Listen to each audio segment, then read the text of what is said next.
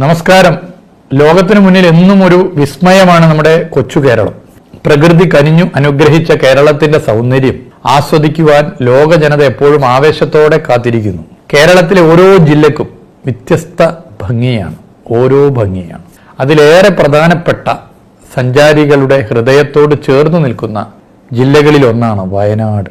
വയനാട് ഒരു പ്രദേശം മാത്രമല്ല, മനുഷ്യ മനസ്സിലേക്ക് ആഴത്തിൽ കടന്നു ചെല്ലുന്ന സഞ്ചാരാനുഭവം കൂടിയാകുന്നു.